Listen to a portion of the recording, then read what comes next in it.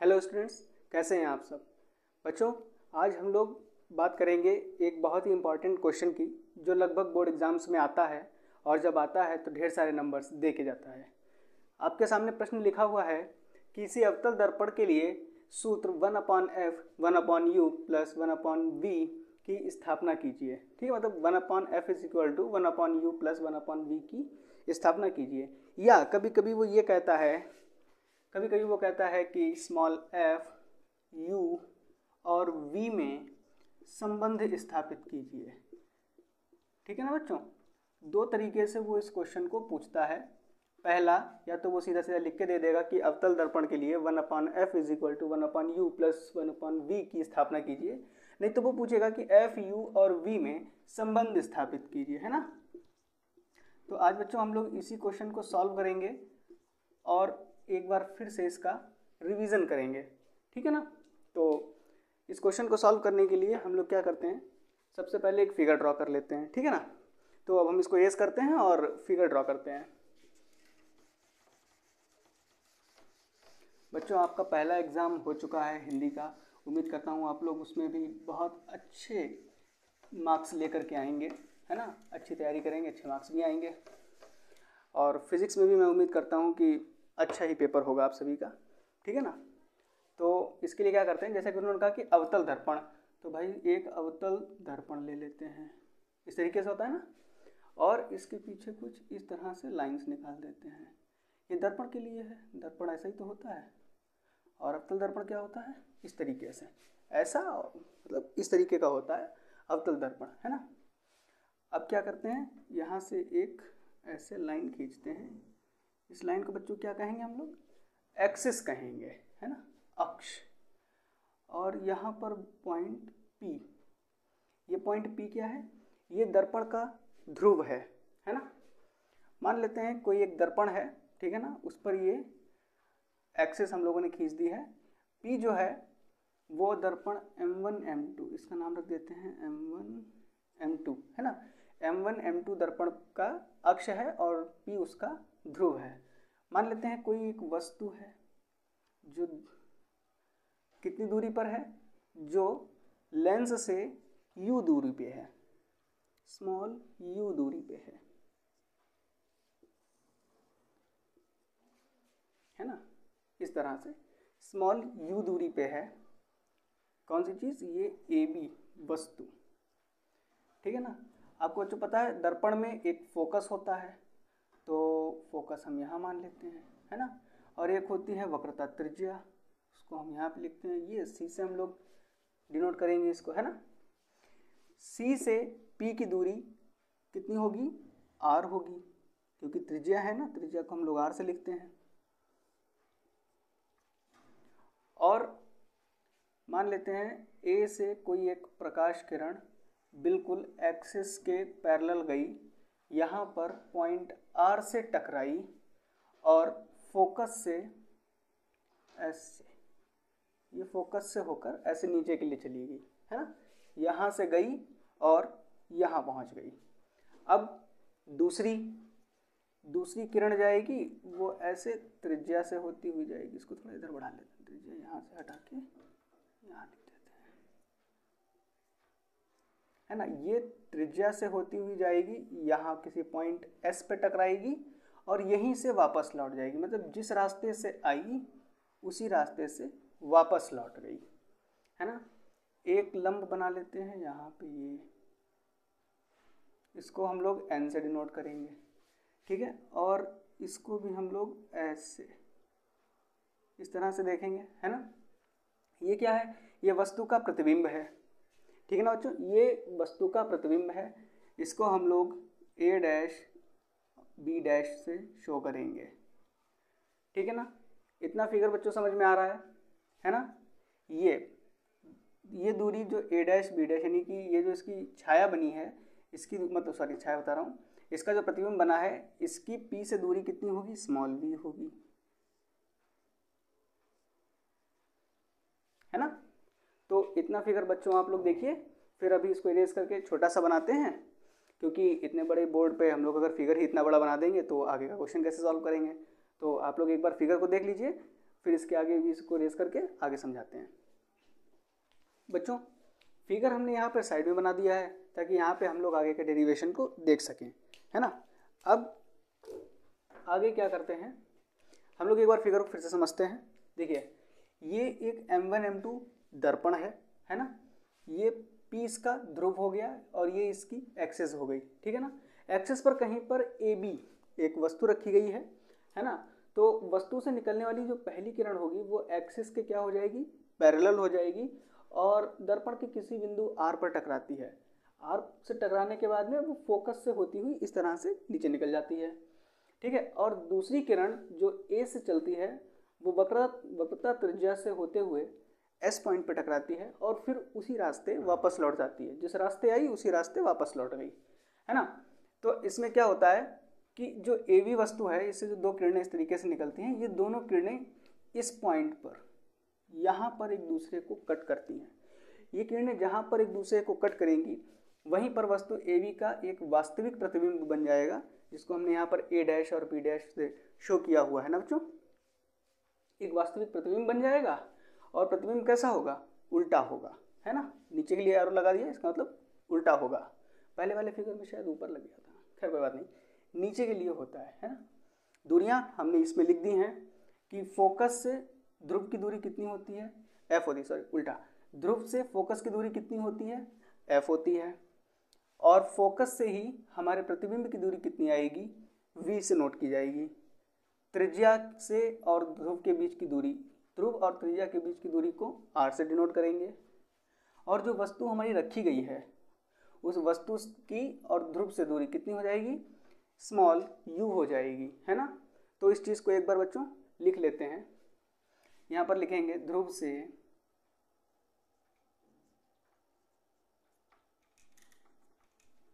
लिखेंगे ध्रुव से AB की दूरी, ध्रुव से AB की दूरी, ठीक है। और दूरी को क्या लिखा है, u से लिखा है, तो हम u से लिख लेंगे और आगे माइनस लगा देंगे। बच्चों माइनस साइन हम लोगों ने क्यों लगाया इसमें, तो बताते हैं आपको। माइनस साइन इसलिए लगाया गया है कि जब फोकस, त्रिज्या ये सभी क्या हों, दर्पण से पहले ही हों, या ये कहें कि दर्पण से बाईं ओर ही हों, तो हम लोग सारी दूरियां कैसे ले लेते हैं, नेगेटिव ले लेते हैं, है ना।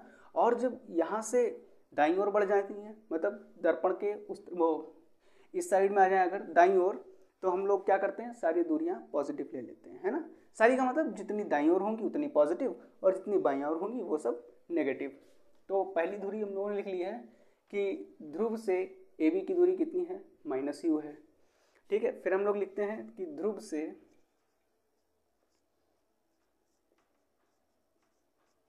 प्रतिबिंब की दूरी कितनी है, प्रतिबिंब मतलब A' B', जो बच्चों यहाँ पे है ये A' और B', इसकी दूरी कितनी हो जाएगी, V, वो भी कैसी, माइनस की। और फोकस की दूरी कितनी है, तो यहाँ पे थर्ड पॉइंट लिख लेंगे, ध्रुव से फोकस, ध्रुव से फोकस की दूरी। बच्चों आपको अगर समझ में आ रहा हो तो आप कमेंट करके ज़रूर बताएं, है ना। हम लोग बहुत मेहनत कर रहे हैं आपके लिए। ध्रुव से फोकस की दूरी कितनी है, F है, वो भी कैसी हो जाएगी, माइनस की हो जाएगी, है ना। अब बच्चों हम लोग इस फिगर में एक बार देखते हैं कि ये जो देखिए इसमें ट्रायंगल बन रहा है A, B और C, ये ट्रायंगल हमारे A' B' C से बिल्कुल एक जैसे लग रहा है ना। ये उल्टा ट्रायंगल दिख रहा है लेकिन ये दोनों एक जैसे दिख रहे हैं, है ना। तो हम लोग यहाँ पर लिखेंगे ट्रायंगल A B C और किससे, A' B' sorry triangle A' B' C से क्या देखेंगे हम लोग, क्या करेंगे, इसके लंब और आधार और इस A' B' C के लंब और आधार के बीच में अनुपात लिखने की कोशिश करते हैं। देखते हैं ए बी क्या है, लंब है ना, तो इस वाले ट्रायंगल में लंब क्या होगा, A' B', बिल्कुल ठीक। आगे देखते हैं, इस बड़े वाले ट्रायंगल का आधार क्या है, बी सी है। छोटे वाले ट्रायंगल का आधार क्या है, बी डैश सी है। इतनी बात बच्चों समझ में आई। हमने क्या किया, इन दोनों ट्रायंगल्स के लंब और आधार को इस तरह से लिख दिया है ना। तो बच्चों पहले आप इतना नोट कीजिए, फिर अभी मैं आगे लिखाता हूँ।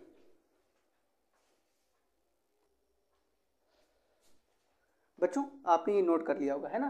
अब हम लोग इसको इरेज करते हैं और आगे की कहानी लिखते हैं भाई, देखते हैं। तो बच्चों अभी हम लोगों ने पहले दो ट्रायंगल्स लिए थे, जिसमें ट्रायंगल ए बी सी और triangle A dash B dash C, ये दोनों कैसे हैं बच्चों, समकोणिक त्रिभुज हैं है ना। दोनों में समकोण है, एक जैसे दिख रहे हैं, तो हम लोगों ने इनके लंब और आधार के बीच में रिलेशन लिखा है, ठीक है ना। अब अगर हम लोग इस फिगर को ध्यान से देखें बच्चों, तो ध्यान से देखो यहाँ पर ए डैश बी डैश एफ, और ये जो आर से हम लोगों ने एक लंब खींचा है एन, तो यहाँ पर भी एक ट्रायंगल बन रहा है ना। ट्रायंगल कौन सा बन रहा है, आर एन बी डैश है ना। और यहाँ पर triangle A dash B dash और सी, इनके बीच में क्या है, सॉरी सी नहीं, A dash B dash F, बार बार ए बी सी कर रहा हूँ इसलिए ऐसा हो गया। A dash B dash C, sorry A dash B dash F और आर एन एफ के बीच में भी इसी तरीके का संबंध लिखते हैं, ठीक है ना। तो अब क्या करेंगे, प्रश्न नहीं है उत्तर है। ट्रायंगल आर एन एफ और triangle A dash B dash F से, ठीक। अब इससे हम लोग क्या देखेंगे, अभी बच्चों हम लोगों ने बताया क्या कि N R A dash B dash, ठीक है ना। तो यहाँ पे लिखेंगे N R upon A dash B dash is equal to, अब दोनों का आधार देखते हैं, एन एफ है ना, और अपॉन में क्या हो जाएगा, B dash F, B dash F, ठीक है ना। अब हम लोग बच्चों देखेंगे कि ये जो दर्पण है वो कैसा है, इसमें n और p के बीच में बहुत ही कम दूरी है ना। इसका द्वारक कैसा है, छोटा है। जब दर्पण का द्वारक छोटा होता है तो इस वाले पॉइंट n और p के बीच की जो दूरी होती है वो बहुत कम होती है, ये दोनों एक दूसरे के बहुत ही नज़दीक हो जाते हैं। तो यहाँ पे लिखेंगे यदि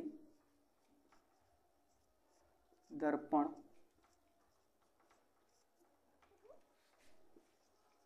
का द्वारक छोटा हो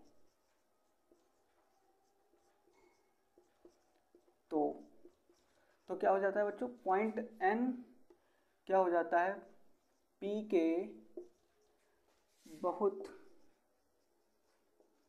समीप होता है।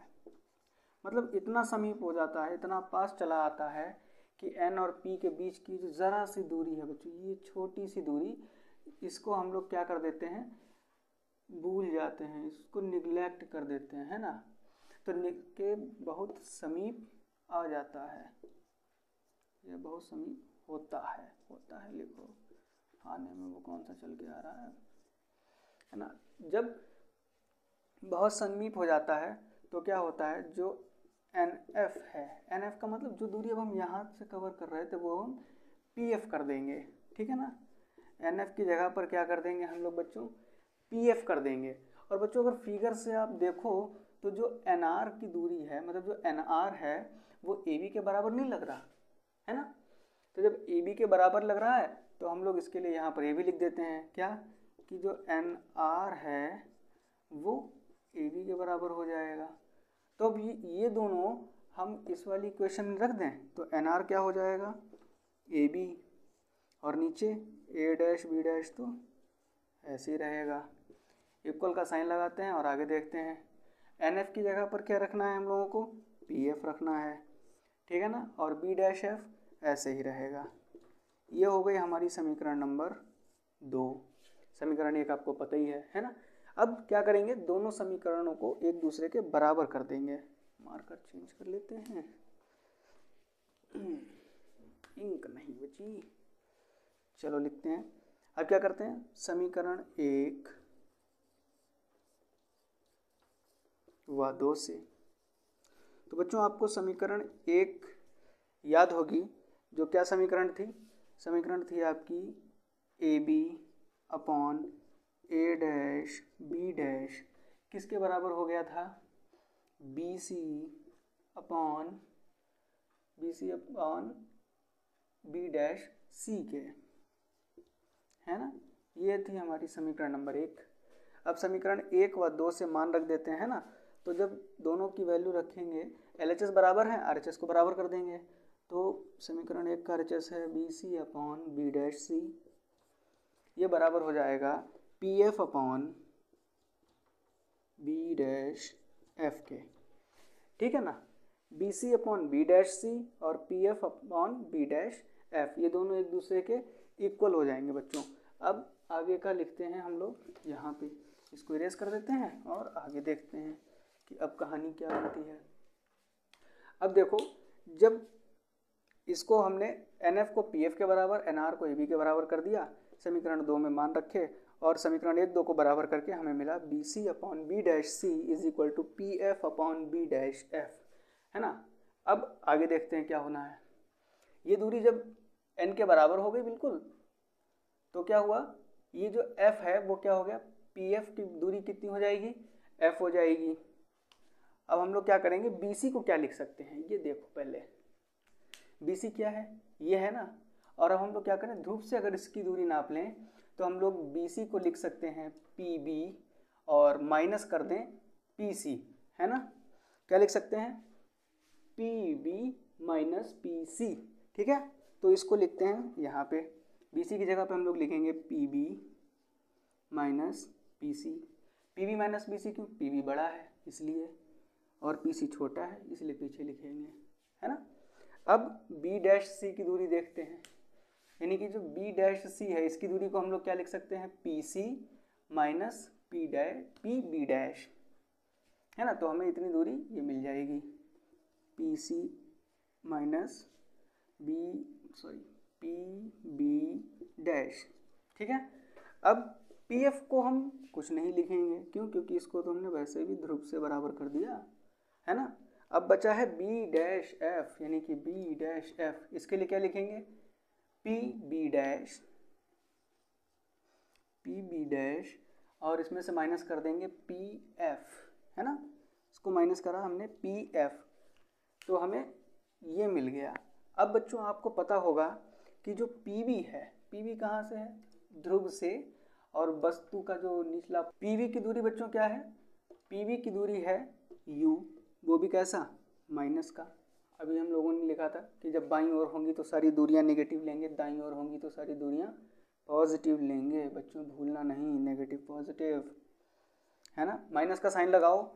PC की दूरी कितनी है बच्चों, R है, R भी कैसी, माइनस की R, अपॉन फिर से PC की दूरी minus R minus PB dash की दूरी कितनी है, V है, कैसी है, माइनस की V है, तो माइनस की V लिख देते हैं, है ना। ऐसा लिखो वरना कहोगे सर जी ने पता नहीं क्या बना दिया। इक्वल का साइन लगाइए। PF की दूरी कितनी है भैया, F है, अपॉन का साइन PB डैश अभी लिखा हम लोगों ने, V होगा, वो भी कैसा, माइनस का, अरे यहाँ माइनस भूल गया, कोई बात नहीं, अब लग गया। अब PF की दूरी कितनी है, F, वो भी कैसी, माइनस की, ऊपर लिखते हैं बच्चों। इधर का मैं पूरा इरेज कर देता हूँ, है ना। और इसका PDF नोट मैं देखो अपने टेलीग्राम चैनल पर प्रोवाइड करा दूँगा, उसका लिंक आपको पता ही है कहाँ मिलेगा भैया, जो वीडियो में है वो डिस्क्रिप्शन में मिल जाएगा, है ना। कोई भी लिंक अगर मैं शेयर कर रहा हूँ बच्चों तो वो डिस्क्रिप्शन में आपको ज़रूर दे दिया जाएगा। आप वहाँ से टेलीग्राम इंस्टाग्राम पर ज्वाइन हो जाइए और हमारी क्लासेस का मज़ा उठाइए। अब क्या करते हैं, माइनस को प्लस कर लेते हैं, क्यों भैया, माइनस ही वैसे ही रखा, ये दोनों माइनस माइनस कैसे हो जाएंगे भाई, प्लस हो जाएंगे, R अपॉन माइनस R, और यहाँ भी माइनस माइनस प्लस हो जाएंगे, minus R plus V is equal to minus F, minus F के बाद में क्या, माइनस V माइनस, सॉरी अब क्यों माइनस, अब तो प्लस होना चाहिए, तो ये प्लस F हो जाएगा। अब क्या करें बच्चों, अब इसको सॉल्व करें, कैसे, पहले समझते हैं कि ये R क्या है। R की दूरी है, सॉरी R जो है वो P से सी के बीच की दूरी है। बच्चों आर जो है वो पी से सी के बीच की दूरी है, और हम लोगों को जो संबंध निकालना है वो आपको पता होगा कि हमें यू वी और एफ के बीच में संबंध निकालना है। आर हो गए हैं एक्स्ट्रा, तो एक्स्ट्रा को क्या करें, देखते हैं क्या कर सकते हैं। पी से एफ की दूरी है स्मॉल एफ, पी से सी की दूरी है आर, और आपको पता होना चाहिए कि जो ध्रुव से फोकस की दूरी होती है वो सी, इसके बीच में हम लोग ये लिख सकते हैं कि जो ध्रुव से फोकस की दूरी एफ होती है ना, वो आर का क्या हो जाती है, देखो आधी ये और आधी ये, है ना। तो इसको लिखेंगे आर अपॉन 2। जो फोकस की दूरी है ध्रुव से वो आर की कैसी है, आधी ही तो है, तो भैया हमने वही लिख दिया है कि F is equal to R upon 2। अब अगर यहाँ से हम लोग देखें तो R बराबर हमें 2F मिलता है ना बच्चों। अब इस R is equal to 2F को हम अपने ऊपर वाली इक्वेशन में पुट करते हैं, यानी कि माइनस यू प्लस आर की जगह पे क्या 2F upon minus 2F plus V is equal to minus F upon minus का V प्लस एफ, है ना। अब देखो हमारा जो संबंध आ रहा है वो किस में आ रहा है, U V और F में ही तो आ रहा है, यानी कि अब हम लोग बिल्कुल सही हैं। अब बस इसको सॉल्व करते हैं और फटाफट से फॉर्मूला ड्राइव करते हैं। तो यहाँ पर हम लोग करते हैं वज्र गुणन, मतलब तिरछी गुणा करते हैं बच्चों, ठीक है ना। तो यहाँ पे लिखो माइनस यू प्लस 2F की मल्टीप्लिकेशन होने वाली है माइनस V प्लस F से, ठीक है ना, और माइनस F की मल्टीप्लिकेशन होगी माइनस 2F प्लस V से, ठीक है बच्चों। अब ऐसा करता हूँ, फिगर भी बिगाड़ ही देता हूँ, क्योंकि अब मुझे नहीं लगता इसकी ज़रूरत आपको आगे होने वाली है, क्योंकि सारी दूरियां हमने लिखी ली हैं। अब बस सॉल्विंग बची है। चलिए अब आगे देखते हैं। यहाँ आपस में मल्टीप्लिकेशन कराते हैं, माइनस यू की माइनस वी के साथ करा दी तो यू वी आ गया, यू वी। माइनस यू की प्लस एफ के साथ करा दी तो क्या आ गया, माइनस का यू एफ। अब प्लस 2F की माइनस वी से तो माइनस 2F वी हो जाएगा, और प्लस 2F की F से करा दी तो क्या हो जाएगा, प्लस 2F स्क्वायर। इक्वल का साइन लगाओ भैया और आगे की भी कर लो। माइनस F की माइनस 2F से कराते हैं तो हो जाएगा प्लस के 2F स्क्वायर, है ना, और माइनस F की प्लस B से कराया तो माइनस वी एफ, ठीक है ना, माइनस का वी एफ। अब क्या करते हैं, ये जो दो स्क्वायर वाले टर्म्स हैं इनको एक तरफ कर लेते हैं और इस एफ वी को इस तरफ ले आते हैं, तो लिखेंगे U V minus U F minus 2F V, ठीक है ना, माइनस 2F वी। अब ये माइनस का है, इक्वल का साइन किस तरफ आ जाएगा, प्लस का हो जाएगा, तो प्लस का एफ वी हो गया, ठीक है ना, इज इक्वल टू ये प्लस के 2F स्क्वायर तो थे ही, ये इधर से प्लस के थे उधर चले गए, कैसे हो गए बच्चों, माइनस के हो गए, ठीक है ना। अब बच्चों आप देख पा रहे होंगे कि जो 2F square minus 2F square है इसकी वैल्यू हो जाएगी 1, और हमारी ये बचेगी इक्वेशन क्या, U V minus U F. अब ये माइनस के 2F भी, ये प्लस के 2F भी माइनस होकर क्या बचेंगे, केवल एफ बी बचेंगे, F V is equal to 0, ठीक, इतना कर लिया। अब क्या करते हैं, इस यू वी को यहीं छोड़ देते हैं, इन दोनों को उठा के इस तरफ भेज देते हैं ताकि ये प्लस के हो जाएं, तो हम लोग लिख लेंगे U F plus F V is equal to U V. आ गया भैया समझ में, इसको इधर भेजा और इक्वेशन को पलट के लिख लिया, तो U F plus F B is equal to U V. अब क्या करते हैं, प्रत्येक पद को, इसके आगे बस एक स्टेप बाकी रह जाता है बच्चों, यहाँ पे लिखेंगे प्रत्येक पद को स्मॉल यू वी और एफ से भाग देते हैं, से भाग देने पर क्या होगा, यू एफ 40F नहीं है, U F upon U V F plus F V upon U V F is equal to U V minus U V F. ठीक है ना, ये लिख लिया बच्चों। अब देखो थोड़ा सा कट करते हैं, यू एफ से यू एफ कैंसिल हो जाएगा यहाँ पे, एफ वी से ये वाला एफ वी कैंसिल हो जाएगा और यू वी से यू वी कैंसिल हो जाएगा। तो आपके पास क्या बचेगा, 1/v plus 1/u is equal to 1/f, है ना। अब इसको क्या करें, सीधा करके लिख लेते हैं। चलिए इधर का इरेज करते हैं। इरेज करने से पहले आप एक बार देख लीजिए इतना, फिर हम लोग आगे का लिखते हैं, है ना। चलिए आगे का लिखते हैं और मार्कर का कलर भी थोड़ा सा चेंज करते हैं। क्यों, क्योंकि अब तो डेरिवेशन पूरा हो गया भैया, हाईलाइट करने का समय आ गया। इसको पलट के लिख लेते हैं तो क्या हो जाता है हमारा, 1/f is equal to 1/u, you लिख लो, वी लिख लो, कुछ भी लिख लो, यू लिखो, प्लस 1/v। ये आ गया भैया हमारा सूत्र जिसको हम लोग स्थापित कर रहे थे, है ना बच्चों। तो बच्चों उम्मीद करता हूँ कि ये क्वेश्चन आपको ज़रूर समझ में आया होगा, है ना। बोर्ड एग्जाम्स के लिए बहुत ज़्यादा इंपॉर्टेंट है, आप लोग एक बार इसका रिवीजन करके ज़रूर जाएं। मिलते हैं अगली क्लास में।